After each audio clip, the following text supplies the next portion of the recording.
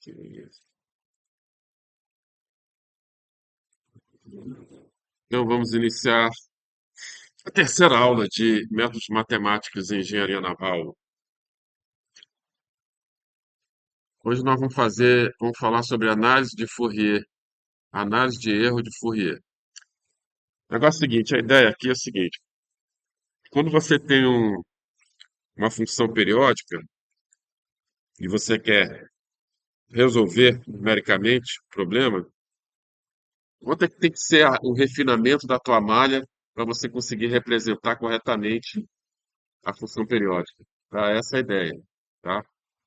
Então, por exemplo, qualquer função periódica, aleatória, na verdade eu queria dizer arbitrária, qualquer função periódica arbitrária, né, ela pode ser representada através de uma expansão em série de Fourier, certo?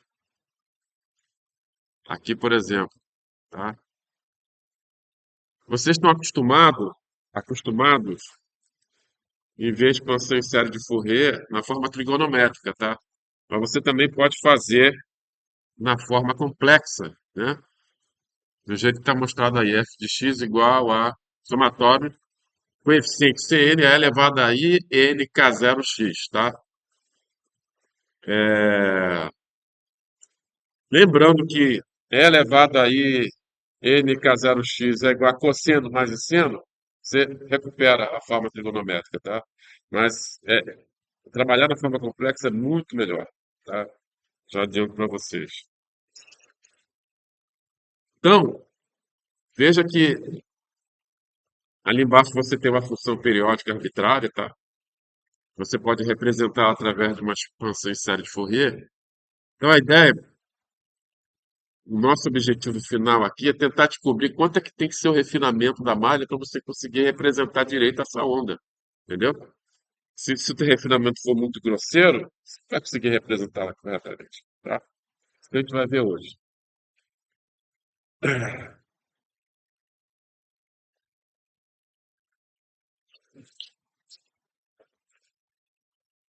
Loreta, tá? Então, você vê que você tem termos da forma E elevada a INK0x, tá?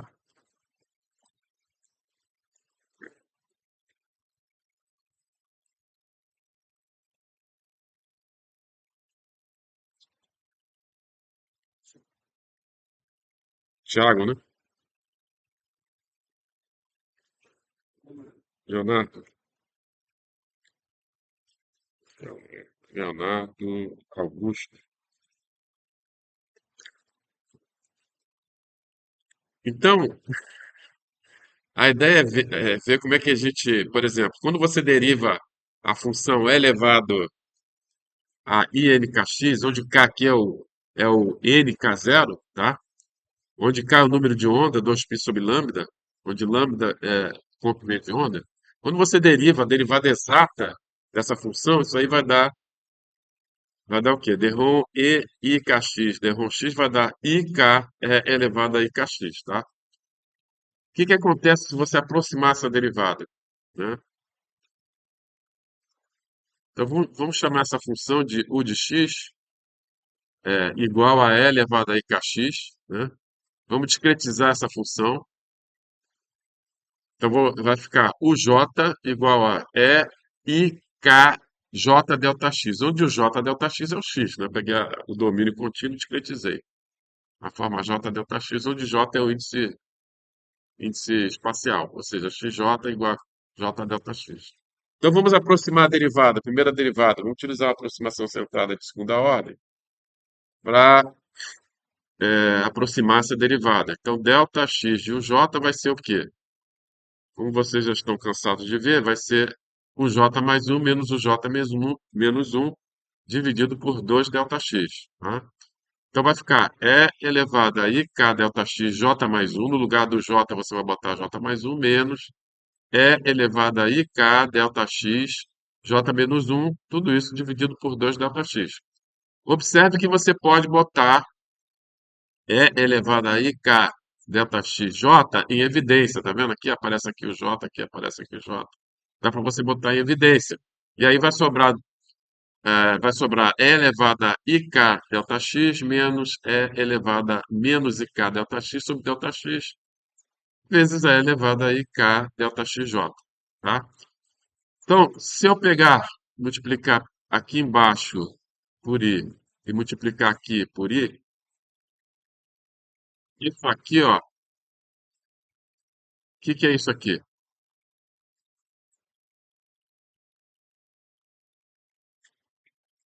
Lembrando, olha só, lembrando que E elevado a IK delta X vai ser o quê? Vai ser cosseno de K delta X mais I seno de K delta X. Lembra disso? Fórmula D, fórmula D, Euler, né? Fórmula de Euler. Cálculo 4 foi? Você nunca viu fórmula de Euler? Aonde que foi? Cálculo 4. Tá. Bom, E elevado a menos IK delta X vai ser igual a cosseno de K delta X menos I seno de K delta X, tá? Aí, subtraindo uma da outra, isso aqui vai dar E elevado a IK delta X menos E elevado a menos IK delta X do lado esquerdo, do lado direito vai cortar cosseno com cosseno, e aqui vai sobrar 2i seno de K delta X. Ou seja, seno de K delta X vai ser igual a E elevado a IK delta X menos E elevado a menos IK delta X dividido por 2i. Viram? Então, isso aqui é seno de K delta X, tá bom? Então, tá aqui a minha aproximação. Delta X, o J vai ser I vezes seno de K delta X sobre delta X vezes E elevado a I K delta XJ. A derivada exata tinha dado o quê? A derivada exata tinha dado um IK elevado a IK delta X. Então, aqui não apareceu o K, apareceu um K asterisco, que é uma aproximação do K, tá? É uma aproximação do K. Tá certo? Então, o Δx, o J, um IK asterisco é elevado a IK delta XJ, onde K asterisco é seno de K delta X sobre delta X, tá? Quando é que K asterisco vai ser igual a K?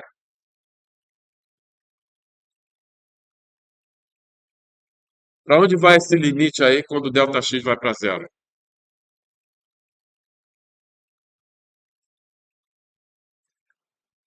Zero? Limite, vamos lá, limite. Cálculo um, né? Cálculo 1.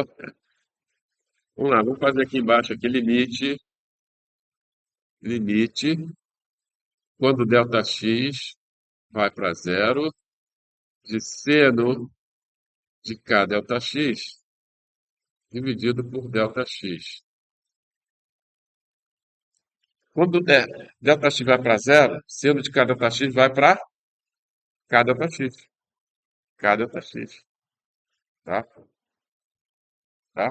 Então vai ficar K Δx dividido por Δx, isso aqui vai dar K, entendeu? Então você tem que, o Δx do refinamento, você tem que aumentar muito o refinamento da malha para você fazer com que o K asterisco se aproxime do K, entendeu? Fora isso, se você fizer uma malha grossa, olha o erro que vai estar. Imagina que você tem um seno e você bota 2 pontos para representar esse seno. Então você não vai representar. 3 pontos também não. 4? Não. Você tem que aumentar, tá? Pelo menos 10 pontos que você vai precisar, né? Pelo menos, né? E olhe lá, tá? Então, a gente pode fazer uma análise aqui bastante interessante. Aqui no eixo X, eu vou colocar o K asterisco delta X. No eixo Y, Eu vou colocar o K delta X variando de 0 a π. Isso aqui é π, tá? E aí, observe que o K asterisco vai ser seno de K delta X dividido por delta X, ou, passando esse delta X multiplicando aqui, vai ficar K asterisco delta X igual a seno de K delta X, tá? Então veja que isso aqui é uma aproximação centrada de segunda ordem. Como é que vai plotar? Como é que vai ficar K asterisco delta X em função de cada seno de cada delta X? Vai dar isso aqui, ó. Essa linha tracejada aqui, tá? Então, quando você aproximou a derivada de uma aproximação centrada de segunda ordem, você chegou a essa relação que vai te dar um K asterisco delta X em função de K delta X dessa forma aqui, tá? Então, essa reta aqui, que é essa reta aqui? É K asterisco delta X igual a K delta X, não é? Reta Y igual a X, tá bom? Então veja que você só consegue aproximar razoavelmente, né, a tua derivada se você for até no máximo aqui até K delta X igual a 0,5, tá? Entendeu? Porque aí o teu K asterisco delta X, que é seno de K delta X, se aproxima da reta K asterisco delta X igual a K delta X. Entendeu? Então, para você conseguir representar satisfatoriamente uma função periódica, né, o teu K delta X tem que ter entre 0 e 0,5 se você utilizar uma aproximação centrada de segunda ordem. E isso tem que ser verdade para todos os casos. Você pegou uma função periódica arbitrária, fez expansão em série de Taylor, em cada termo da série de Taylor você tem um K diferente. Então você, para cada K da tua expansão, K delta X tem que obedecer isso aí. Entendeu? Para que você consiga representar de forma satisfatória a função periódica arbitrária. Tá legal? Agora, se você usar uma aproximação lagrangiana, tá? Que é aquela que usa o valor da função da malha, de quarta ordem, que aí você vai precisar 5 pontos na malha computacional, você consegue relaxar um pouquinho a necessidade de você ter que refinar muita malha. Aí você chega aqui, com boa vontade, você chega aqui a 1. Tá? Então aqui é a aproximação centrada de segunda ordem, centrada de segunda ordem, aproximação lagrangiana, e K delta x menor do que 1, maior do que 0, centrada também, centrada lagrangiana, centrada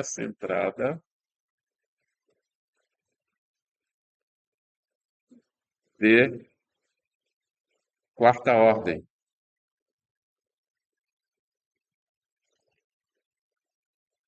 Percebeu? Viram a beleza?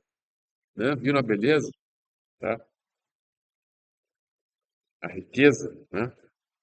Agora, você pode relaxar mais ainda a necessidade de ter que refinar muito a malha se você usar uma aproximação hermitiana. Se você utilizar uma aproximação hermitiana de quarta ordem, que usa só 3 pontos da malha computacional. E aí, com boa vontade, você pode chegar a 1,5. Relaxa mais ainda a necessidade de você ter que refinar muito a tua malha. Então, você consegue um K delta X menor do que 1,5, maior do que 0. Aproximação é, hermitiana de quarta ordem, né? Quarta ordem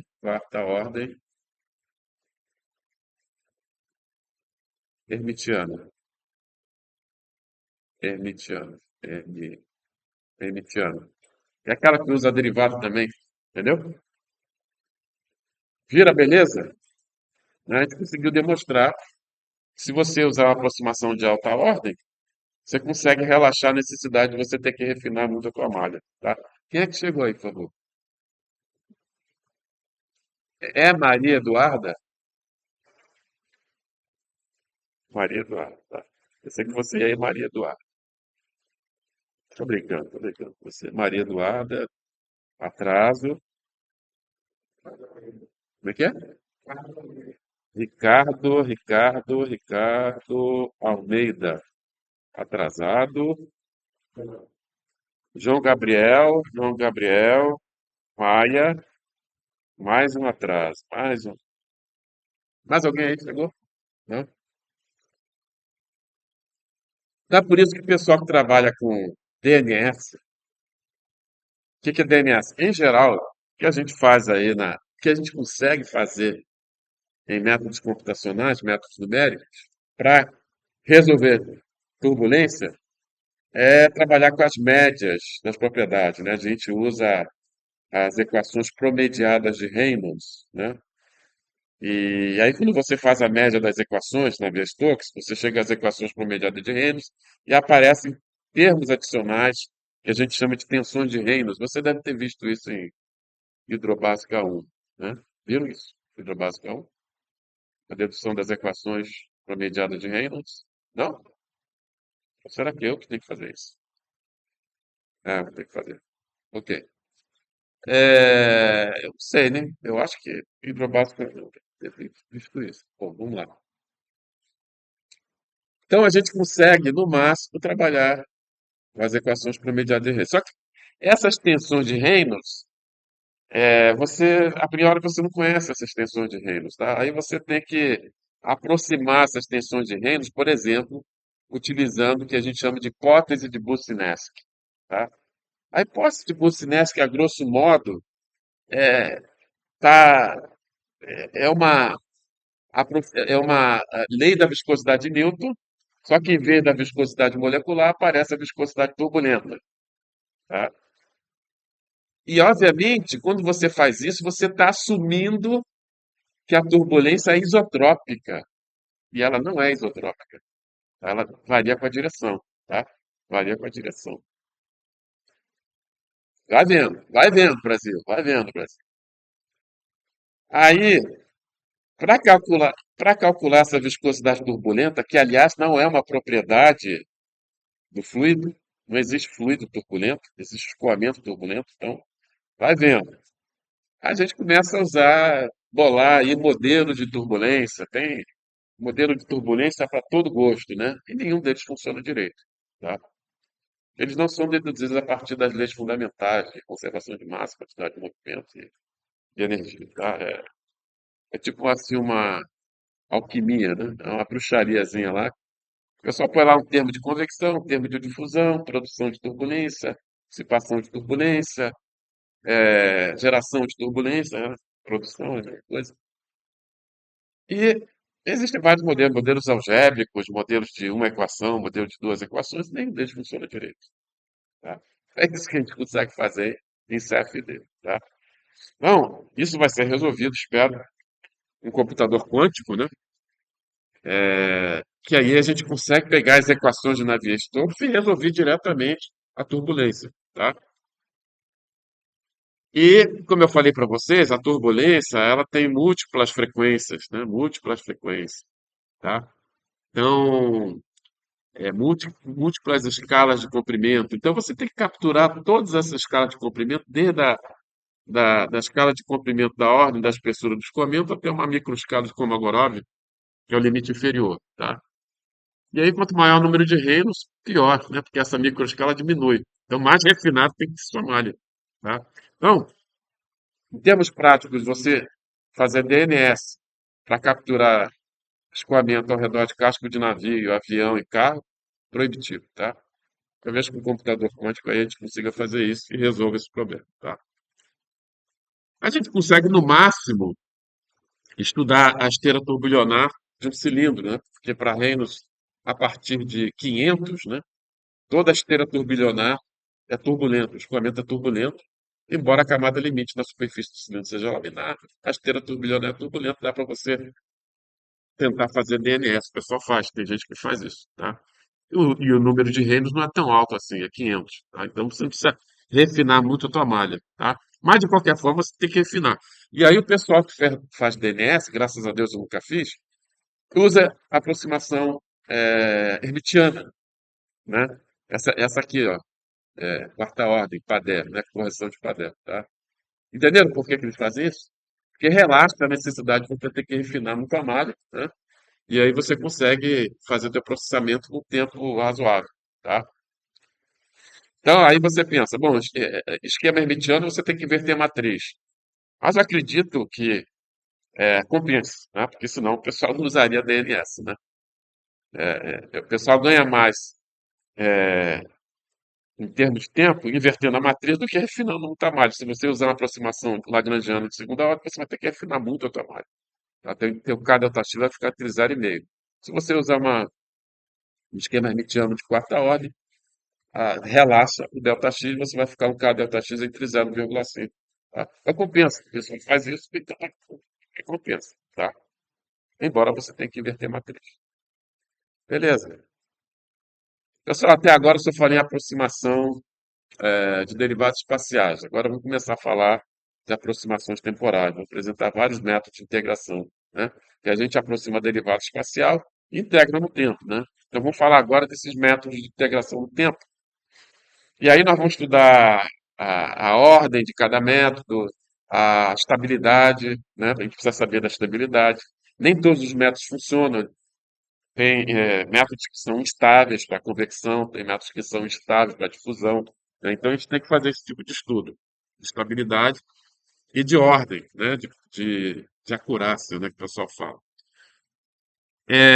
Mas para fazer isso, nós vamos precisar de algumas ferramentas matemáticas que eu vou apresentar agora para vocês, que nós estaremos utilizando durante essa disciplina, no nosso estudo de ordem, de precisão e, e estabilidade, tá?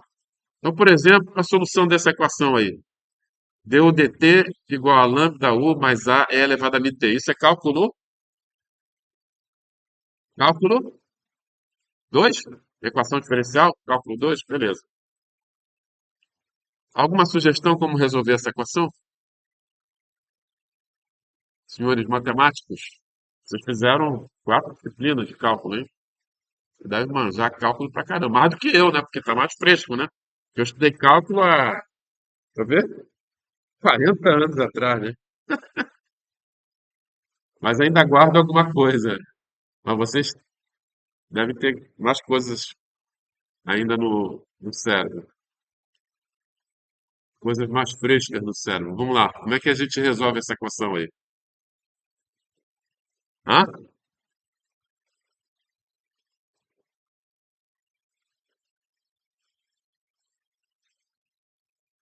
Você quer dizer fator de integração? Fator de integração, entendeu? Ela quer dizer fator de integração. Certo? E o fator de integração é elevado a menos lambda t. Foi isso que você falou, né? É elevado a lambda t, né? É elevado a menos lambda t, é o fator de integração.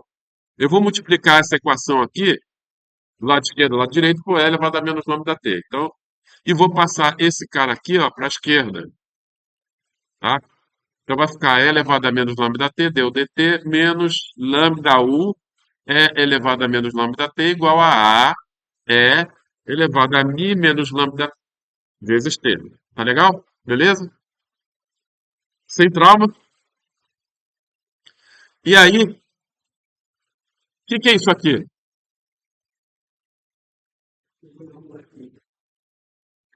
Onde tá? Não, aqui é mi. Aqui é mi. Aqui é mi. Perninha é mais longa aí. Aliás, isso é uma coisa que o pessoal erra muito, né? O pessoal chega na prova, acha que é U. E o pessoal que chega atrasado, falta, né? Não participa da aula, não faz exercício, chega na prova, se estrumbica, né? Aí erra no detalhe. É esse detalhezinho que o cara erra. O cara pensa que é ali, o cara pensa que é U. Mas na verdade é mi, uma constante, tá? Aqui nessa última equação, aqui do lado esquerdo, o que que nós temos ali? A derivada do produto, pô. A derivada do produto. Produto U vezes E elevado a menos lambda T, tá? Tá? Se você calcular a derivada do produto, você vai obter a parte de cima. E agora eu posso integrar, né? Porque do lado direito eu posso integrar, não tem U do lado direito, né? Antes eu não podia, porque eu tinha U do lado direito, não tem como integrar, tá? Agora eu consegui me livrar do lado direito, me livrar do U, né? Agora eu posso fazer essa integração. Como é que fica isso aqui? Isso aqui vai ficar U é elevado a menos lambda T igual a A sobre mi menos lambda é elevado a mi menos lambda T mais uma constante de integração. Concorda? Agora eu vou multiplicar todo mundo por E elevado a lambda T, tá? Multiplicando todo mundo por E elevado a lambda T, isso aqui vai ficar do seguinte modo. Vai ficar isso aqui, ó, tá? Viu? Multiplicando por E elevado a lambda T, ó. E elevado a lambda T. Aqui também vou multiplicar por E elevado a lambda T. Aqui também vou multiplicar por E elevado a lambda T, tá? Esse cara aqui vai cortar com esse. E esse cara aqui, ó, vai cortar com esse cara aqui, não vai? Vai cortar com ele, tá? E aí vai sobrar isso aqui, ó. O de t igual a c é elevado a lambda t mais a sobre mi menos lambda é elevado a mt, certo? Obviamente que na prova eu não peço para você deduzir isso aí não, tá?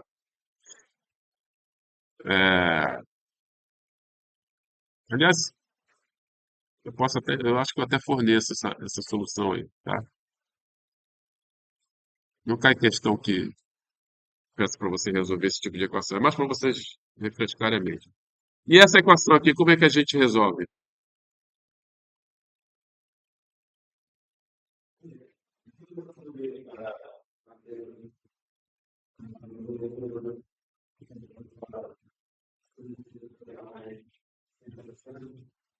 Seno e cosseno? Aonde você está vendo seno e cosseno aí?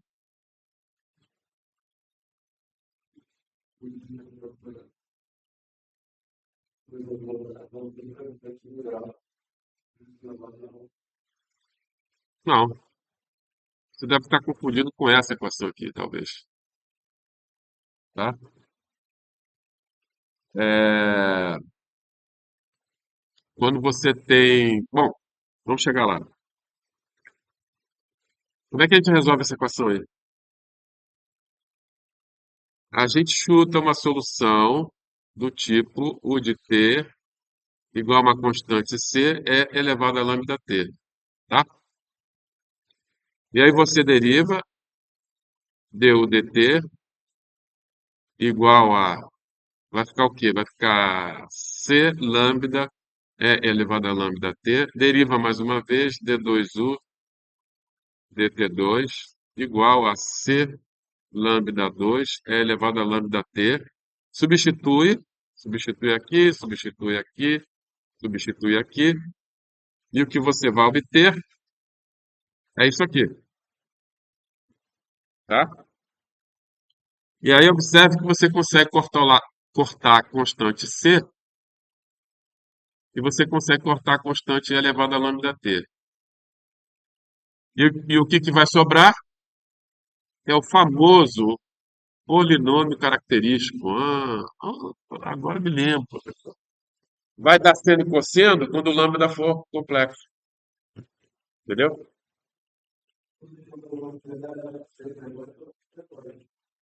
No caso aí, se for real, sim, seno hiperbólico, tá? For seno hiperbólico. Agora, se o lambda 1 e o lambda 2 forem complexos, aí aparece seno e cosseno, tá? Tá legal? Bom, temos duas raízes, né? Lambda 1, lambda 2. Então, a solução geral vai ser igual a... Veja que essa equação é uma equação linear. Então, quando você tem a solução linear, quando a equação é linear, vale o princípio da superposição. Você pode somar as soluções possíveis, tá? Então, A solução geral vai ser C1 é elevado a lambda 1t, mais C2 é elevado a lambda 2t. Tá legal? Uma vez que apareceram duas raízes, tá? Lambda 1 e lambda 2. Beleza? Refrescar o tico-teco? Tico-teco vai pegar no tranco aí. Como é que a gente resolve esse sisteminha aqui?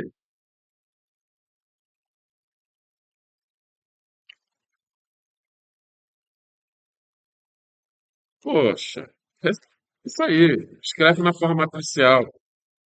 Escreve na forma matricial. Escreve na forma matricial. Aí você vai ter D vetor U dt igual a matriz A vezes vetor U, onde vetor U tem componentes 1 e 1, 2, e a matriz A tem como elementos o A11, o A12, o A21 e o A22, tá? E aí aqui você também chuta uma solução, tá?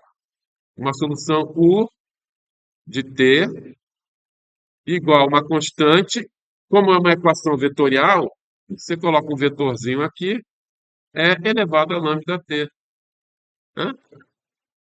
Ó, que legal, professor, é mesmo, tem razão. Aí é só você derivar, ó, deriva du dt igual, vai ficar isso aqui, vai ficar cx lambda é elevado a lambda t. Substituindo lá, você vai chegar a isso aqui, ó, beleza? E aí dá para você cortar a constante c, dá para você cortar e elevado a lambda t, e aí você vai cair, ó, cortando aqui, ó, cortando aqui, cortando esse cara, cortando esse cara, cortando esse cara, passando todo mundo para a esquerda, trocando sinal, botando o vetor x em evidência, você vai cair nisso aqui, ó. Qual é o nome disso aí? Álgebra linear, né? Álgebra linear. Problema de... Vocês são doutores em álgebra linear, hein? Vocês já fizeram álgebra linear, certo? Então, todo mundo aqui é PhD em álgebra linear. Problema de alto valor e alto vetor, cara. Problema de alto valor e alto vetor, tá? Agora, veja só. Qual é a solução trivial desse sistema aí? Vetor x nulo, né? Um vetor nulo. Obviamente que isso aí não sai para nada, né? Então, para que isso não ocorra, a gente tem que fazer com que o determinante da matriz ali seja igual a zero. Quando você faz o determinante da matriz igual a zero, o sistema se torna indeterminado, tá? Certo? E aí você não vai obter a solução trivial, tá? Não fazendo o determinante dessa matriz igual a zero, para evitar que você obtenha a solução trivial, que não tem valor nenhum, você vai obter, no caso bem comportado, né, você vai obter dois autovalores, no caso geral, né, e dois autovetores. Tá legal? Certo? Todo mundo sabe calcular autovalor e autovetor? Né? Vai treinando, vai treinando. Sexta-feira a gente vai fazer exercício, tá? Sexta-feira eu vou tirar o dia para colocar os exercícios em dia. E aí a solução geral como o sistema original é um sistema linear, vale o princípio da superposição, a solução geral vai ser a soma das duas soluções possíveis. Então, o de t vai ser igual a C1, vetor x1 é elevado a lambda 1t, mais C2, vetor x2 é elevado a lambda 2t. Beleza? Refrescando aí a álgebra linear. No caso geral, quando a matriz for uma matriz M por M, você vai obter, em condições normais, né? Você vai obter M autovalores, M autovetores. A solução geral vai ser o somatório de U de T, somatório de I variando de até M de CI, vetor XI é elevado a lambda IT, tá? Resolvendo o problema de alto valor e alto vetor para você obter os lambdas I e os vetores x, e, tá? Beleza? Uma outra forma de você resolver essa equação aqui é, por exemplo, você reduzir a ordem da derivada utilizando a seguinte transformação. O 1 igual a 1, o 2 igual a du dt, tá? Através dessa transformação, a gente consegue baixar a ordem. Nós vamos reduzir de segunda derivada para a primeira derivada, nós vamos ter, na verdade, um sistema de equações diferenciais ordinárias, tá? Então, derivando a primeira equação em relação ao tempo, você vai obter du1 dt igual a du dt. Quem é du dt? Du dt nada mais é do que o 2. Então, você vai... Aqui a primeira equação. Du1 dt igual ao 2. Derivando a segunda equação em relação ao tempo, você vai obter du2 dt igual a d2u dt2, tá? Quanto vale d2u dt2? Você pega a equação, joga esses dois caras aqui para a direita, vai sobrar o quê? Du2 dt vai ser igual a menos a1 du dt, que é o 2, né? Menos a zero, u, que é o 1, tá? Então está aqui a segunda equação. Escrevemos na forma matricial, d vetor u dt igual a matriz A vezes vetor u, onde o vetor u tem componentes 1 e o 2, e a matriz A tem elementos 0, 1, menos a zero e menos a 1.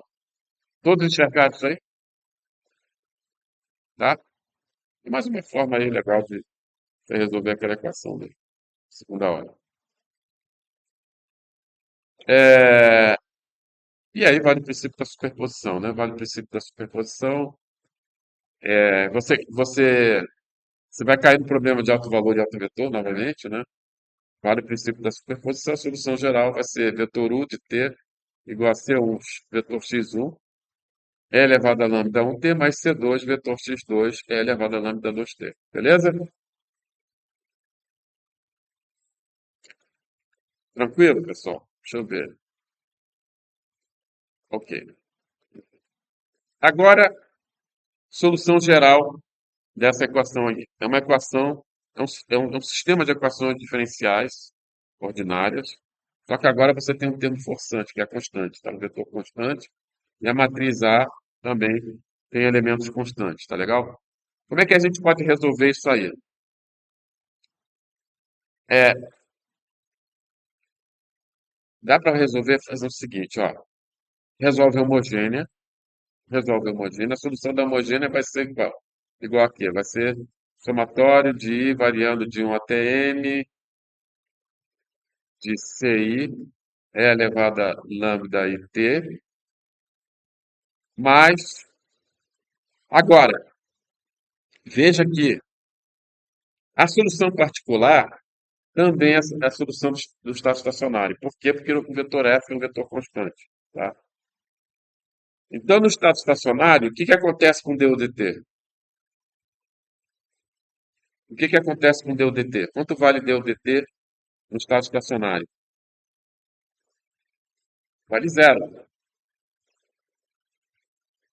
Então, no estado estacionário, a solução seria U, que a gente vai chamar de U particular, vai ser igual a menos 1 vezes vetor F. Aí aqui é só somar A menos 1 vetor F. Tá aqui a solução. Tá legal?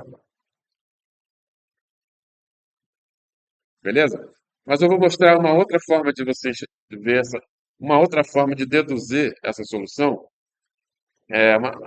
Acho até, apesar de um pouquinho mais complicado, eu acho bastante elegante, bastante interessante. Olha só. Então, eu vou definir aqui a matriz X. Essa matriz X, ela tem como colunas os autovetores da matriz A. Então, x1, x2, x3 até xn são os autovetores da matriz A. É uma matriz M por M. E o vetor lambda maiúsculo é uma matriz diagonal com elementos lambda 1, lambda 2, lambda 3, que são os autovalores da matriz A. Tá legal? Agora, voltando lá, álgebra linear, né, que vocês adoram, né?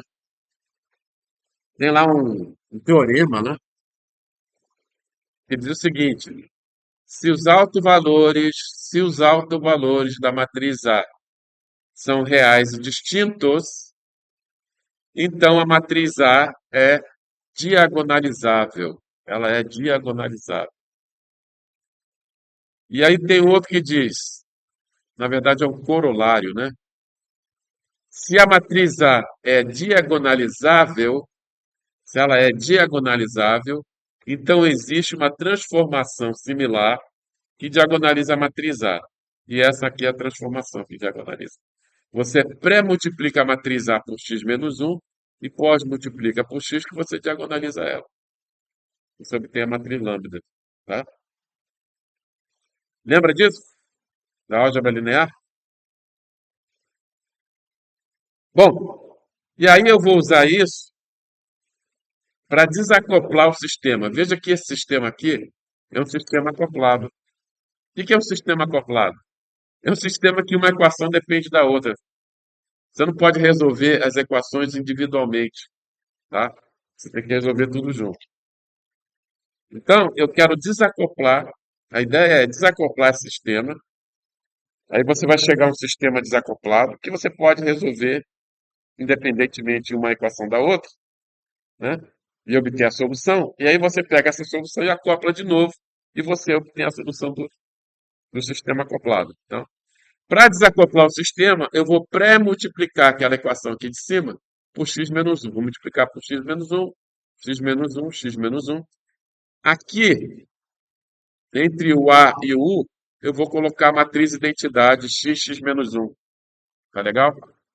E aí, olha só que interessante, aparece aqui a transformação que diagonaliza a matriz A. Tá?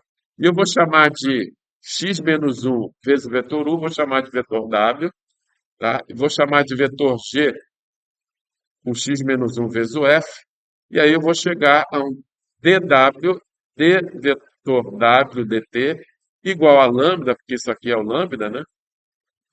Vezes o vetor w menos g. Tá aí, desacoplei o sistema. Tá? Desacoplei o sistema. E agora eu posso escrever esse sistema na forma indicial, inclusive, ó. Porque uma equação não depende da outra. Olha só, dwi dt igual a lambda i wi menos gi. Tá? São equações individuais, e variando de 1 até m. Você vai obter m equações, tá? E uma equação independente da outra, sistema desacoplado. Tá? E aí, resolver isso aqui, ó, é a primeira solução que eu apresentei para vocês aqui, utilizando o fator de integração. Tá?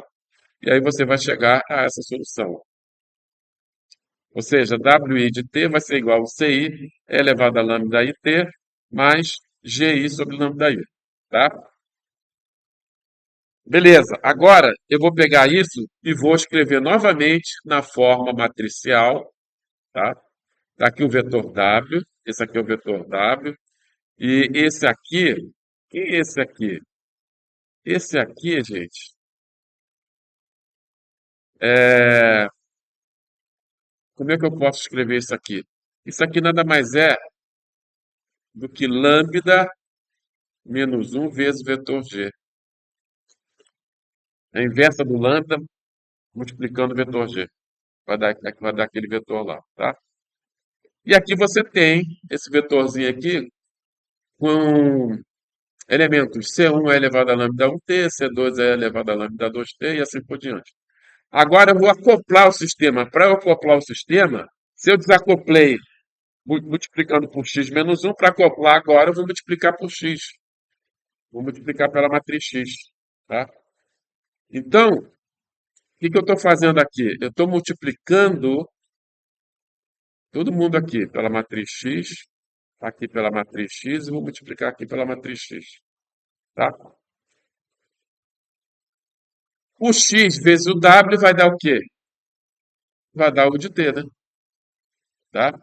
Que o x, se o w é x menos 1 vezes u, como nós vimos anteriormente, ó, o w é x menos 1 vezes o u vai ser igual a x vezes w. Tá? A mesma coisa o f. O f vai ser igual a x vezes g. Tá? Então, aqui vai dar o x vezes o w vai dar o u, e aqui, multiplicando pelo x, lembrando que o g, quem é o g? O g nada mais é do que x menos um vezes o f, não é? Tá? Agora eu vou multiplicar isso aqui por x, vou multiplicar por x, vou multiplicar por x, e vai dar x lambda menos um, x menos um vezes f, tá? E agora, x vezes esse vetor aqui, o que você vai fazer? Você vai pegar as colunas da matriz x. Lembre que a matriz x tem como colunas os autovetores da matriz A, tá? Então, eu vou multiplicar as colunas da matriz x por aquele vetor lá, por aquele vetor C1 é elevado a lambda 1t, C2 é elevado a lambda 2t, e assim por diante. Tá legal? Então, quando você fizer o produto, o que vai ficar? Vai ficar o vetor x1 vezes c1 é elevado a lambda 1t, mais vetor x2 vezes é elevado a c2 é elevado a lambda 2t, mais x4 vezes c. X4? Ih, rapaz, eu pulei aqui. Aqui é x3. Aqui é x2. Eu tinha pulado aqui o. Aqui é x2 e aqui é x3. X3 vezes o C3 é elevado a lambda 3. Somatório. Ou seja, vai dar isso aqui, ó. Somatório de I variando de 1 até m de CI, vetor xi é elevado a lambda t. Chegamos à solução. Está aqui a solução. Está aqui a solução. Viu? Coisa elegante, né? Forma elegante. Onde isso aqui nada mais é do que o A menos 1, ó. Isso aqui é o A menos 1, tá? Isso aqui é o A menos 1. É legal? Obviamente que isso é uma possível, essa questão aí, questão 6, eu vou deixar para resolver na sexta-feira, tá? Porque eu quero mostrar um negócio que eu esqueci de mostrar para vocês lá do projeto, tá? É, eu não peço, obviamente que eu não peço para ninguém deduzir isso aí. Isso, inclusive, está no formulário, na prova tem formulário, não precisa decorar nada, tá? Eu só quero que vocês saibam utilizar esse negócio. Ou seja, se você quer obter a solução de um sisteminha desse aqui, o que você vai ter que fazer? Você vai ter que calcular os autovetores e autovalores, entendeu? E vai ter que determinar a matriz X, que tem como coluna os autovetores da matriz a matriz lambda, que tem como diagonal os autovalores, e calcular esse produto aqui, ó. Acabou. Então, o que eu quero que vocês façam na prova é aplicar, né? Não precisa deduzir. Não quero que ninguém precisa deduzir nada, não. Inclusive, isso aí está dado lá no formulário. Então, pessoal, tenta fazer esse exercício em casa, tá? Sexta-feira eu vou colocar em dia. Eu vou resolver todos os exercícios aqui que eu não resolvi ainda, tá? Da primeira aula, da segunda aula e da terceira aula, tá? Então, vou apresentar para vocês a solução. Porque, inclusive, a solução está lá na transparência, tá? Beleza? Alguma dúvida? Ah.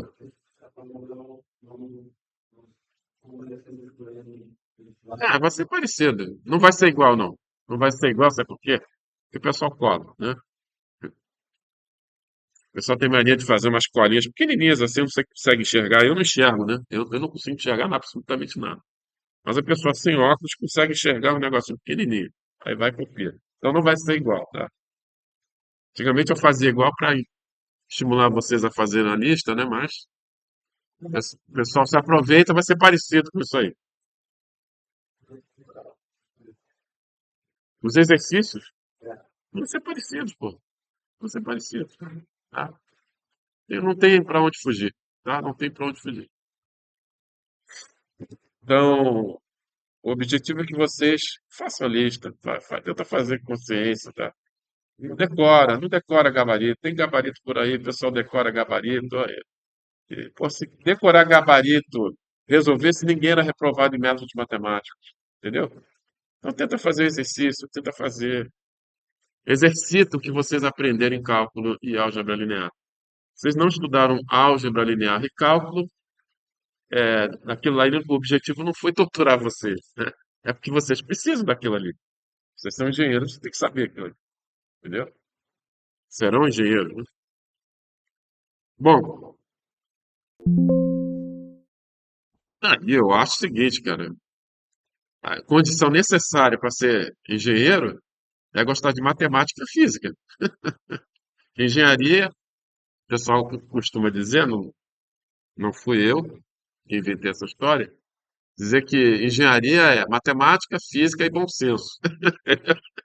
É o que o pessoal fala. Então, é condição necessária. Matemática e física é condição necessária. Então, você quer ser engenheiro e não gosta de matemática? Tem alguma coisa errada. Tem alguma coisa errada, tá? Então, tem que gostar de matemática.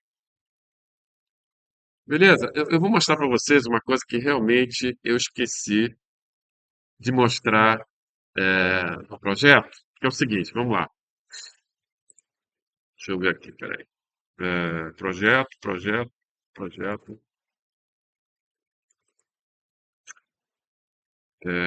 proposta. Então, vocês vão ter que preencher essa tabela aqui, tá?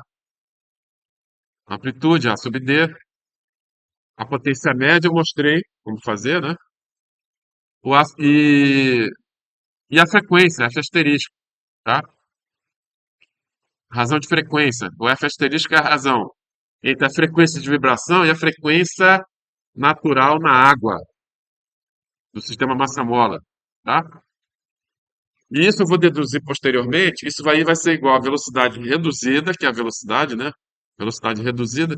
Só refrescando para vocês que a velocidade reduzida é isso aqui, ó. Deixa eu até aumentar aqui, ó. Velocidade reduzida é a velocidade adimensionada pela frequência natural no ar, ou no vácuo, né?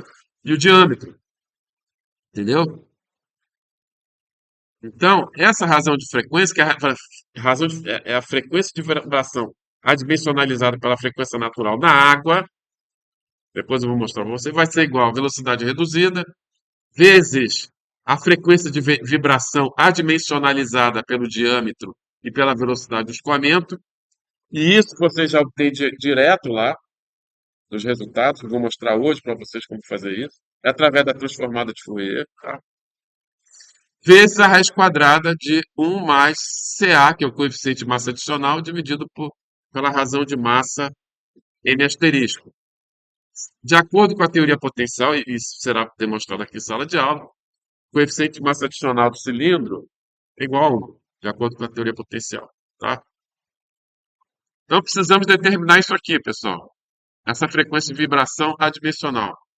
Para calcular o F asterisco, para preencher as tabelinhas aqui. Então vamos lá. Como é que a gente faz isso? E isso vocês vão ter que fazer para toda velocidade reduzida. Vocês vão ter que plotar a série temporal de deslocamento para determinar o A sub D, determinar o P asterisco e determinar o F asterisco.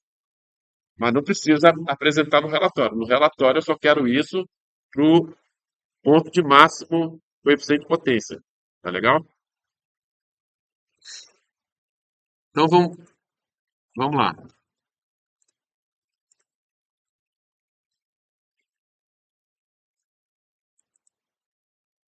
Todo mundo já rodou a velocidade reduzida a 2? Já? Já passaram para texto?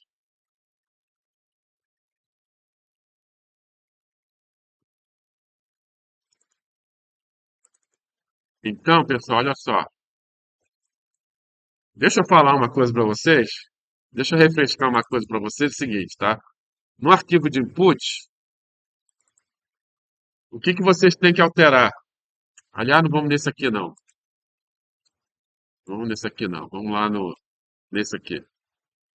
O que que você tem que alterar no arquivo input para rodar a próxima velocidade?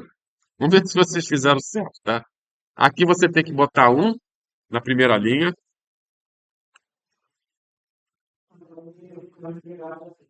Hã? Não entendi nada. Tem alguma coisa errada, não é para te ligar, não. Não, tem que botar um.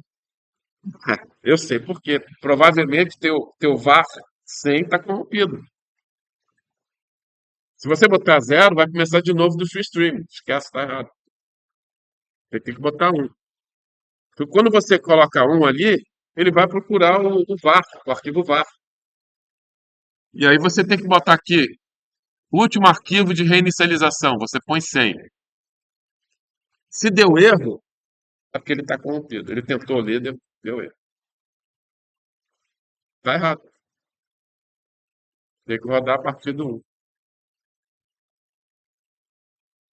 tá? Tá vendo que foi bom eu dar uma.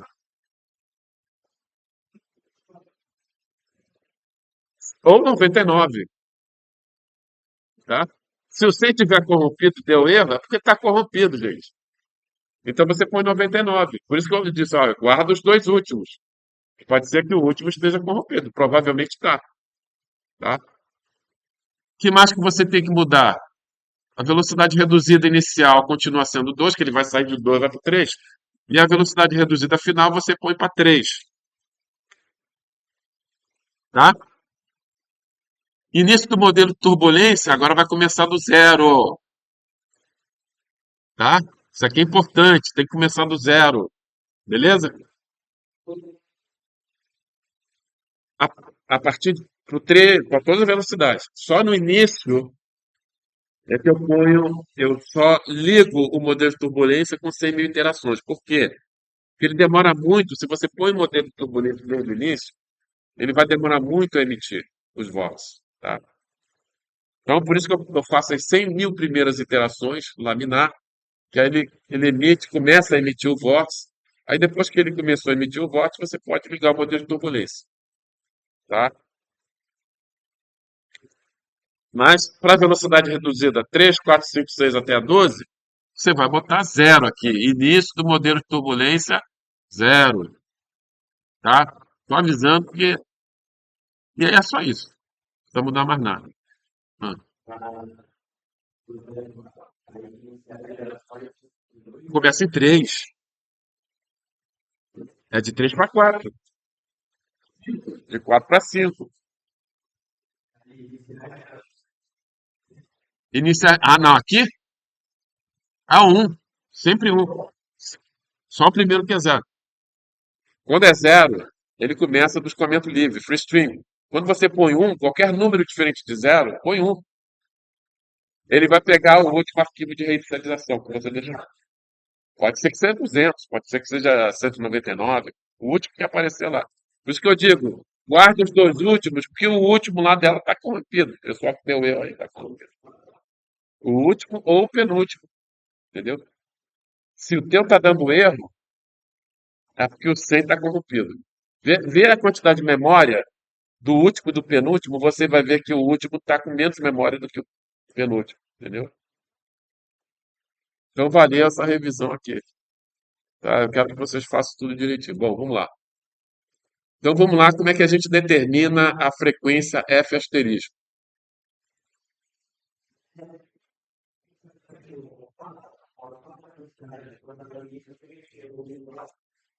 Velocidade reduzida? Sim, velocidade reduzida inicial 3, velocidade reduzida final 4.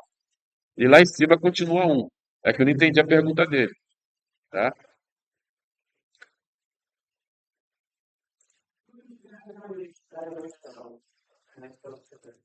Fala, fala, pode falar.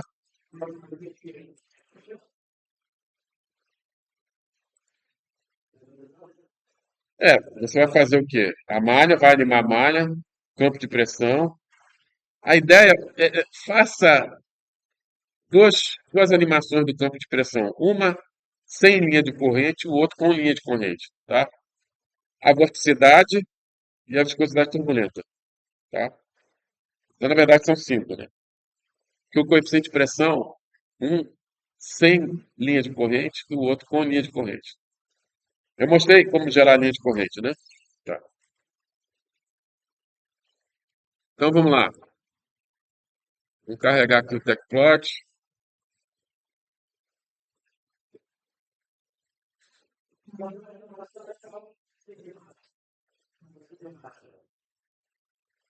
O coeficiente de potência.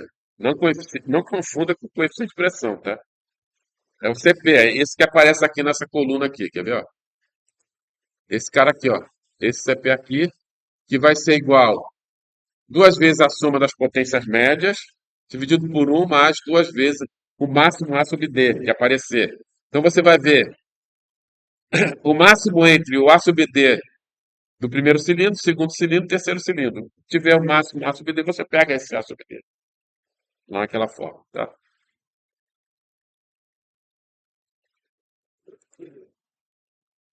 É, carreguei o TechPlot, vamos carregar aqui o série 1.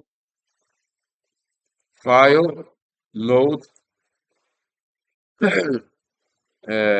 projeto, métodos matemáticos, não. Eu só rodei para Hidro. Hidro, projeto. Pegar aqui mesmo, pegar aqui. Vamos pegar o série 1, tá? Vou pegar o série 1. Open, Deckplot Data Loader, deixa ele carregar.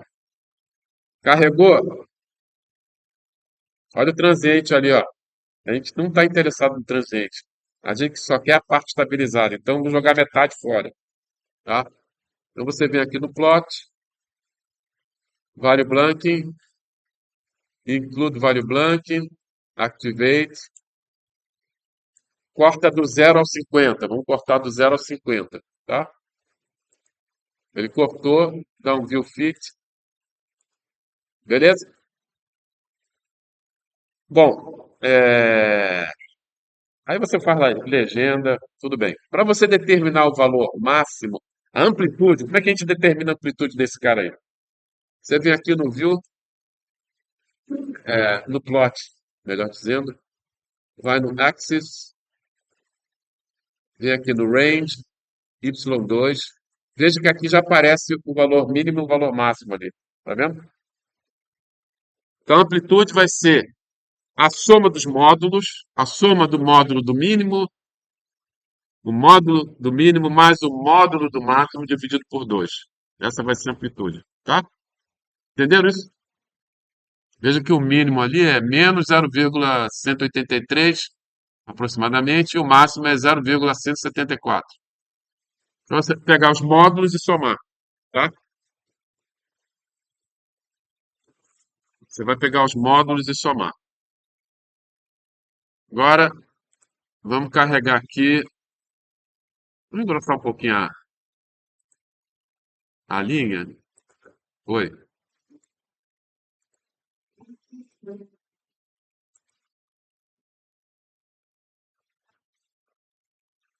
tá errado.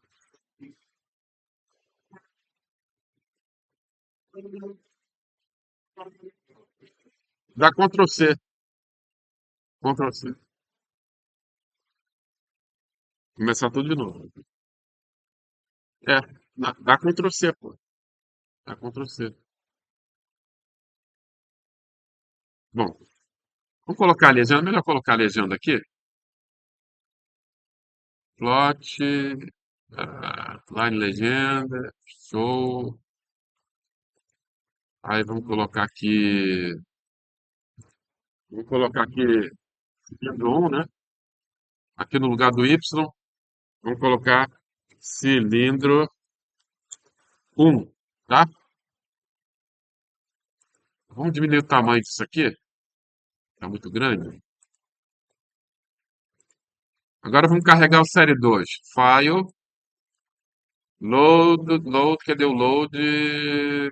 Cadê? Load, load data, série 2. Open, TechPlot. Append data to active frame. Terceira opção.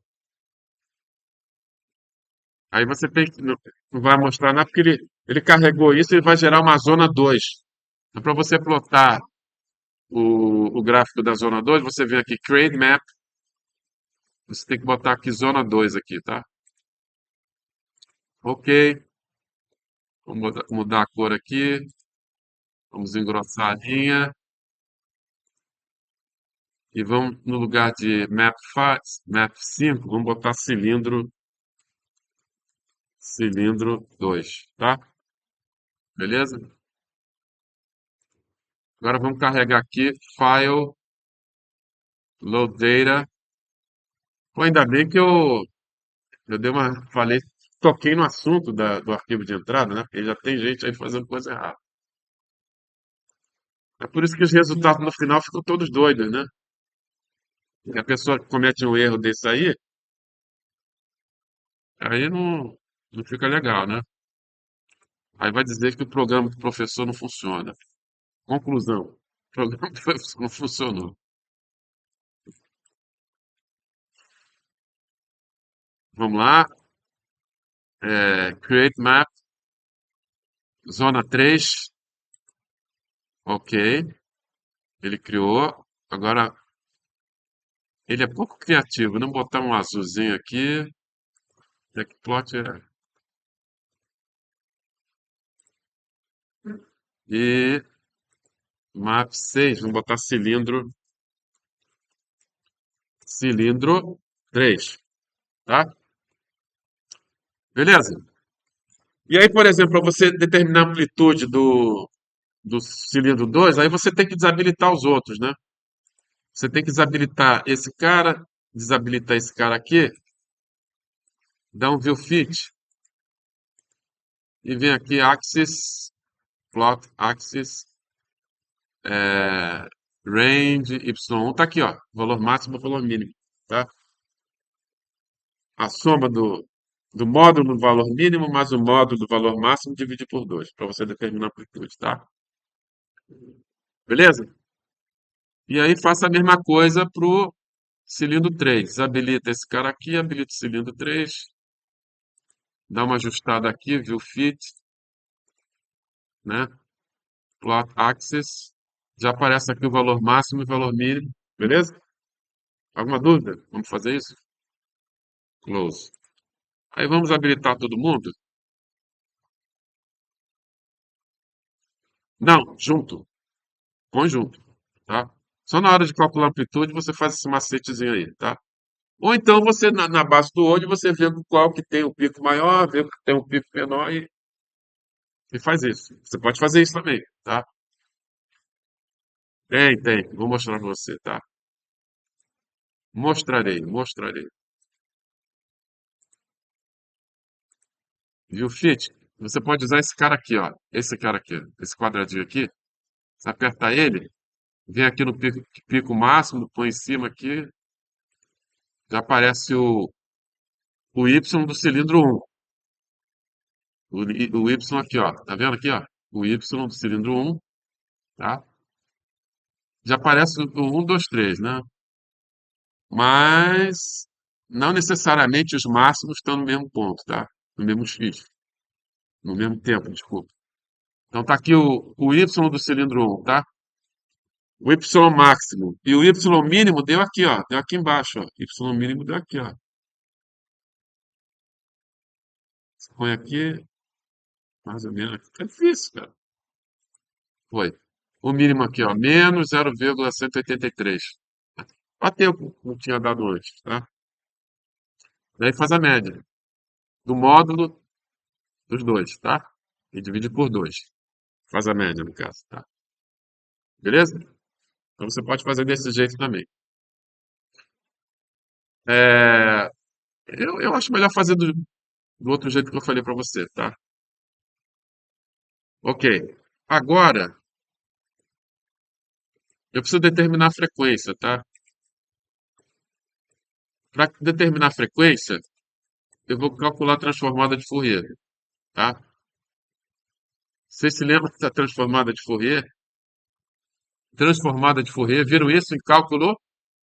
Cálculo 4. Então, o pessoal tá por dentro aí. Então você vem aqui, ó. Data Fourier Transform, tá? Fourier Transform, tá? Independent Variable é o tempo. Dependent Variables, vamos fazer o Y, tá? Você seleciona o Y. E aqui você seleciona as três zonas. A primeira, a segunda e a terceira. Seleciona as três, tá? Beleza? Ele vai transformar, vai calcular tudo junto.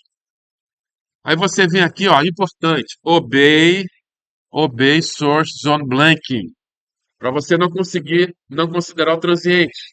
Se você não apertar esse botãozinho aqui, embora você tenha desprezado o transiente no gráfico, mas ele vai calcular a transformada de Fourier considerando o transiente. Então você tem que apertar esse botãozinho aqui, obey source zone blanking, tá? Preste atenção, vai chegar isso na hora, tu vai esquecer disso, aí o resultado vai sair bagunçado, aí vocês vão dizer que eu sou culpado. Bom, vamos lá. E aí você dá é, transform, transform. Ele gerou a transformada, tá? Data Fourier transform, tá? Beleza? Aí, cadê a transformada de Fourier? Não tem transformada. Sumiu. É porque o Tecplot é meio doido, né? Ele faz uma escala gigantesca, ó, de 0 a 2000. Na verdade, fica entre 0 e 0,5, pô. Isso que tudo tá vendo lá, tá tudo perto dali da origem. Então você vem aqui, ó, altera a escala, né? Você tem que clicar aqui em cima aqui embaixo do eixo, range, e aí você põe aqui 0,5, né? 0,5, 0,5, tá? Opa, apareceu aí. Apareceu a transformada de Fourier, tá? Aí, minha sugestão é o seguinte, ó. Na hora que você for plotar o gráfico da série temporal de deslocamento, já plota embaixo a transformada de Fourier, tá? Como é que você faz isso? Vamos diminuir um pouquinho o tamanho, a altura aqui dessa figura. Clica aqui na margem duas vezes. Tá vendo aqui a altura? Tá 8, vamos botar 4. E aqui vamos tirar a borda, tá? Aí ele fez isso aí. Opa, poxa, não, não, não, não. Deixa ele onde estava. Deixa onde estava, porra. Eu mudei. Edit, undo e change. Isso, tá. Vou clicar em cima desse aqui. Esse aqui que eu quero mover. Vamos lá dentro, clica na margem aqui, ó. Vai aparecer essa janelinha. O tamanho já está 4, mas o comprimento total, quanto que era o outro? 9? 9? Porra, que memória, hein? Esse cara é bom, hein? E tira a borda. Tira a borda, tá? E aí você ajusta aqui, ó. Pra ficar juntinho assim. Aí já aparece aqui, ó. Na hora que você for gerar a figura, já aparece a série temporal e a transformada de Fourier, tá? Agora veja que amplitude aqui, ó. A amplitude aqui tá. Era para dar no máximo 0,15 ou 0,20, sei lá. E tá dando. Tá quanto? 12 mil, né? 12 mil de amplitude. É que infelizmente ele não normaliza a transformada de Fourier, TechPlot. Para você resolver essa dificuldade, tem que prestar atenção no que você vai fazer agora, porque eu costumo me enrolar. Vamos lá, data, alterar, especificar função, tá? Aí você vem aqui no Dataset Information, você tem que ver aonde está a amplitude da transformada de Fourier. Está aqui, ó, variável 8, tá vendo aqui? É o 8, variável 8, tá certo? Toma cuidado, eu costumo me ferrar nisso aí. Então, você viu que é variável 8, agora você vem aqui, ó, V8 vai ser igual a V8 Você tem que multiplicar por 2 e dividir pelo número de pontos da tua série temporal. Você tinha 500 mil, só pegou só metade, quanto sobrou? 250 mil, né? Certo? Aí você divide aqui por 250 mil. Beleza? Agora, puxa vida, vamos pegar aqui, ó. Esse cara aqui, esse cara aqui e esse cara aqui, tá? Fourier transform, Fourier transform, Fourier transform, tá? Eu espero que eu tenha feito certo, né? Tomara que eu não tenha esquecido nada, tá? Acho que tá certo. Aí você dá compute. Subiu, subiu, né? Por quê? Porque agora ele está numa escala razoável. Aí você tem que alterar a escala aqui, ó. Vai lá no range, Y, vamos colocar aqui 0,2, né? 0,2, né? 0,2. É, dá mais ou menos, né? Dá mais ou menos, dá mais ou menos. É, eu tenho uma explicação para isso. Vamos mudar aqui para, pô, 0,5, pô. Não, é o Y, né? Vou colocar aqui de 0 a 0,15, tá? Na verdade, o pico tinha que dar em torno aqui, disso aqui, ó. É que, na verdade, desculpa, vamos lá. O problema é o seguinte, por que que não está batendo? O problema é que essa série temporal ela não é seno e cosseno. Você está vendo que a amplitude está variando, né? Tá? A amplitude está variando. Então, isso significa que você tem duas frequências, tá? É uma série temporal irregular. Significa que você tem pelo menos duas frequências. E está aparecendo aqui. É por isso que o pico não está batendo com o pico lá de cima. Tá? Porque, na verdade, você tem dois senos aí, cada seno com uma frequência diferente. E o resultado final vai dar aquele vermelhinho lá. Ou o preto ou o azul. Tá? Entendeu o que eu falei? Tá? Que, quando você calcula a transformada de Fourier, você quebra a função em suas frequências.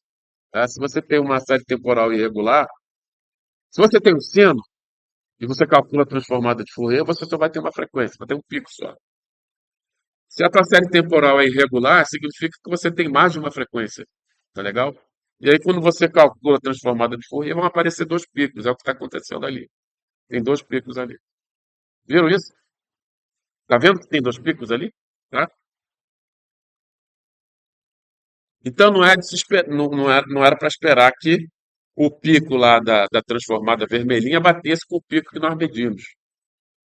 Não, porque na verdade ali você tem a combinação de dois senos, tá?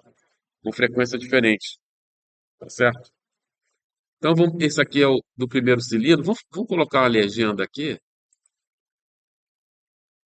Plot, ah, legenda, include. Ok. Vamos engrossar essa linha aqui.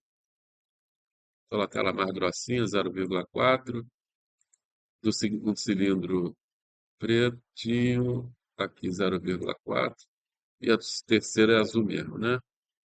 Só para ser coerente no que está lá em cima, beleza? E aqui eu vou mudar esse nome aqui, ó.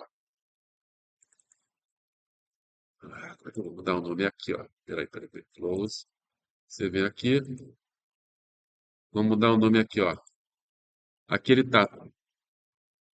Fourier Transform. Vamos apagar isso aqui. Botar aqui cilindro um, tá? Fourier Transform cilindro um. Aqui vamos botar Fourier Transform cilindro 2.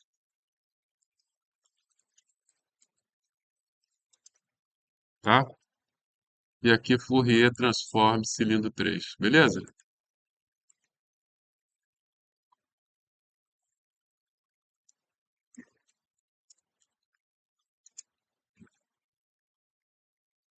Ficou bonitinho? Ficou legal? Tá? A gente pode. Eu acho que essa letrinha aqui ficou muito pequena, né? Vamos aumentar o tamanho dessa letra aqui. Vamos tirar essa borda aí, tira a borda aqui, tá? Que aí a borda tá, não vai atrapalhar aqui. A gente pode até aumentar um pouquinho mais isso aqui. Chegar um pouquinho para cima. Precisa o quê? Ó, vai precisar. O problema é se você não fizer com as mesmas cores, né? Entendeu? Você tem que ser coerente, então. Se você quiser fazer uma legenda só, você tem que ser coerente na figura de baixo, fazer a mesma cor da série temporal, tá? Tudo bem. Tá legal? Mas aí aqui fica legal que você está informando aqui que é a transformada de Fourier, tá vendo? Fourier transforma cilindro um, Fourier transforma cilindro 2, tá? Eu faria dos dois. Vou tirar a borda aqui.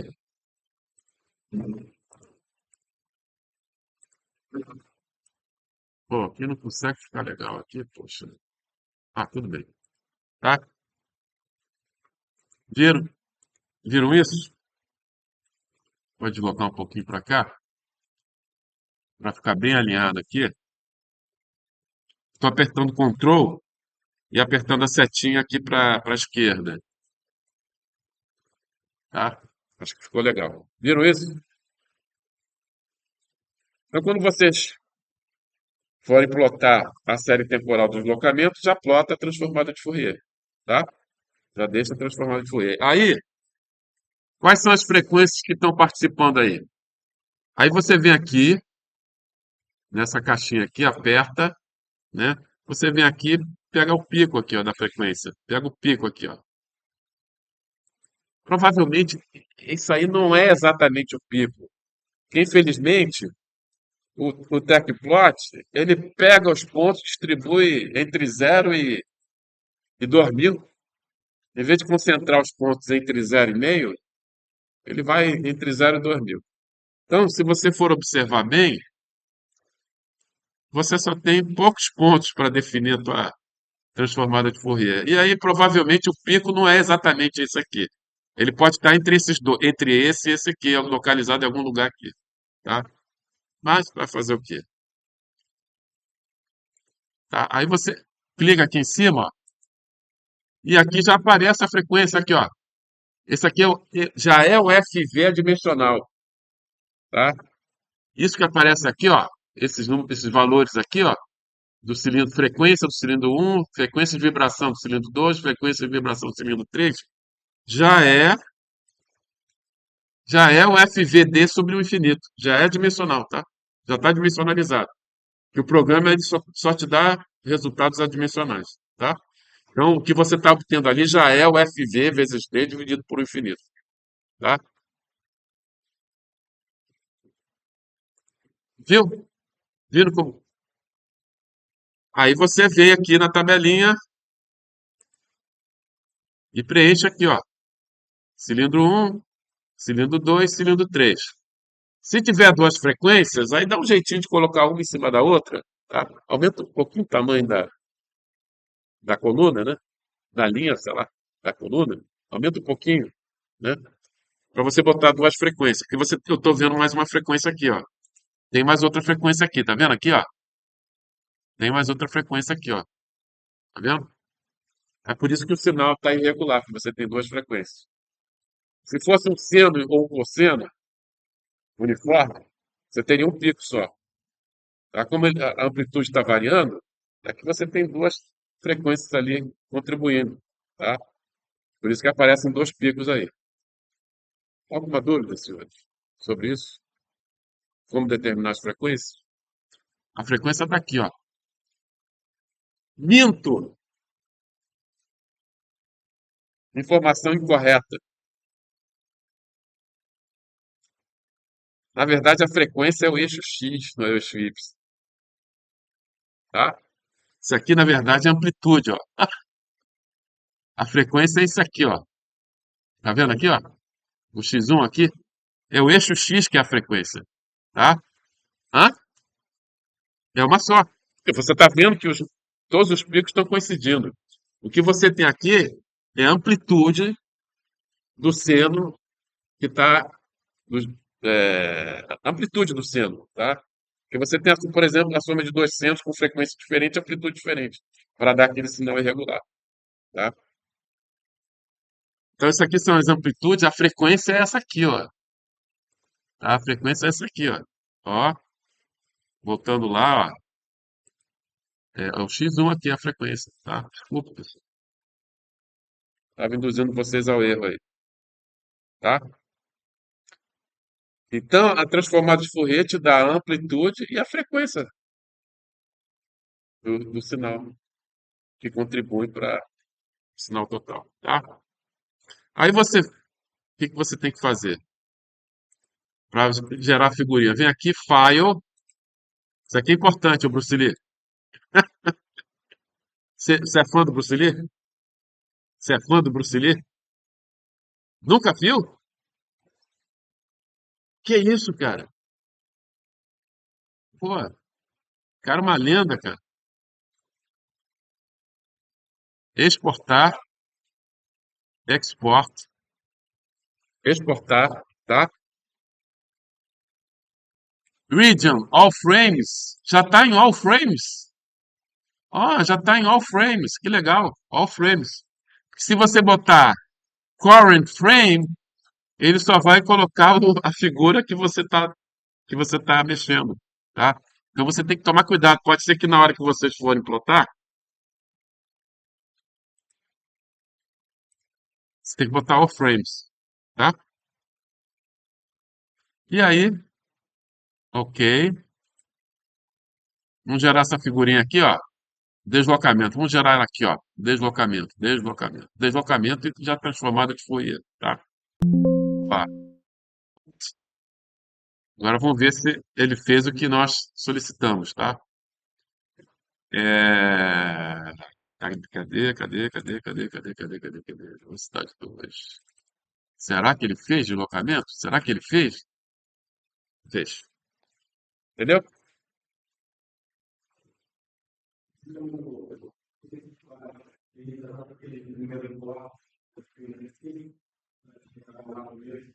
Na hora que você vai calcular a transformada de Fourier, você tem que informar. Include Vale Blanc, apareceu lá. Entendeu?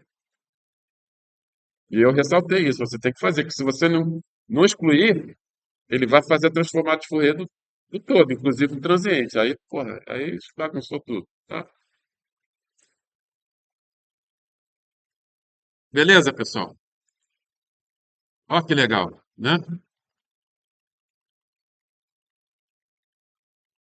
Legal.